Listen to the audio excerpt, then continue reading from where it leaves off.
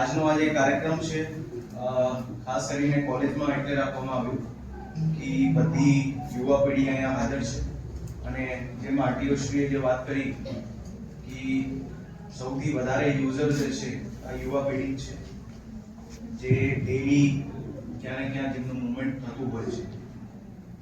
Road સેફટીની જે વાત કરીએ તો ઇન્ડિયામાં યા પછી આપણે અહીંયા લોકલ ગાંધીધામમાં યા ઓવરઓલ કચ્છ ડિસ્ટ્રિક્ટમાં યા કોઈ પણ જગ્યાની વાત કરીએ તો હજી પણ રોડ સેફટીને એટલું સિરિયસલી કોઈ વધારે લેતા આપતું નથી.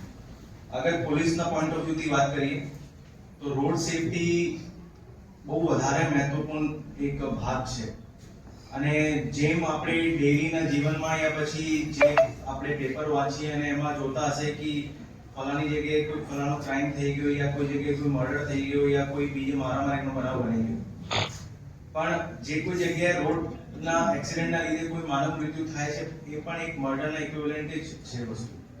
અગર હું પૂર્વ કચ્છ જિલ્લાની વાત કરું તો 2023માં અગર 20 મર્ડર થયા હતા, પણ અગર રોડ એક્સિડન્ટની વાત કરીએ જેમાં માનવ મૃત્યુ થયા તો એ 190 પ્લસ જે છે કેસીસ દાખલ થયેલા છે. એ 190 પ્લસ કેસીસ જે છે એ જે પોલીસના રેકોર્ડ ઉપર છે, પણ એમાં અગર મૃત્યુનો વાત કરીએ તો કોઈ કેસીસ એવા પણ હોય જેમાં બે લોકોના ત્રણ લોકોના મૃત્યુ થતા હોય છે. તો અગર ઓવરઓલ કાઉન્ટિંગ કરીએ તો 2023માં 250 પ્લસ લોકોના જે ખાલી રોડ એક્સિડન્ટના લીધે ડેથ થયા છે. તો એ ડેથ પણ અગર તમે કાઉન્ટિંગ કરો અને એને અગર એનાલિસિસ કરો તો એ કાઇન્ડ ઓફ મર્ડર ટાઈપમાં જ આવે છે. મર્ડરમાં એમ નહીં કાઉન્ટ કરીએ પણ માનવ મૃત્યુ તો થઈ જ છે. એટલે વસ્તુ આ છે કે આપણે જ્યાં પણ ડ્રાઈવ કરીએ આપણે કોઈ પણ વસ્તુ રોડમાં ક્યારે પણ મૂવમેન્ટ થતું હોય રોડ સેફટીનો આપણે બધાને ધ્યાન રાખવાની જવાબદારી છે.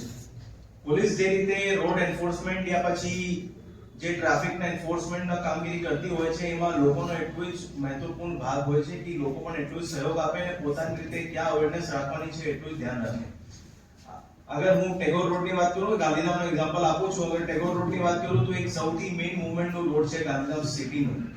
એટલે આ એક જે રોડ છે સારું રોડ બધાને મળી ગયો એટલે આવું નહીં હોય કે સારું રોડ મળી ગયો એટલે પોતાની રીતે વાહન ચલાવવાનું કે જે મરજી આવે એ રીતે વાહન ચલાવવાનું. પણ આપણા એક યુવા નાગરિક તરીકે અને દેશના સભ્ય તરીકે આપણી એટલી જવાબદારી છે કે બીજા લોકો પણ જે રીતે વાહન ચલાવતા હોય અને બીજા લોકો પણ સારી રીતે વાહન ચલાવે એટલી જવાબદારી આપણી હોય કે આપણે પણ એ રીતનું ધ્યાન રાખીએ અને પોતાની જવાબદારી સારી રીતે નિભાવીએ. પોલીસના જે એન્ફોર્સમેન્ટના કામ હોય છે, પોલીસ એન્ફોર્સમેન્ટના કામ પોતાની રીતે કરતી હોય, પણ એન્ફોર્સમેન્ટમાં ત્યારે મજા આવે જ્યારે લોકો પણ એટલું જ એનું ધ્યાન રાખે અને ટ્રાફિક સેન્સનું એટલું જ ધ્યાન રાખે. કોઈ પણ જગ્યાએ નાની નાની વસ્તુઓ હોય એ બહુ મહત્વપૂર્ણ અને બહુ ઇમ્પોર્ટન્ટ હોય છે.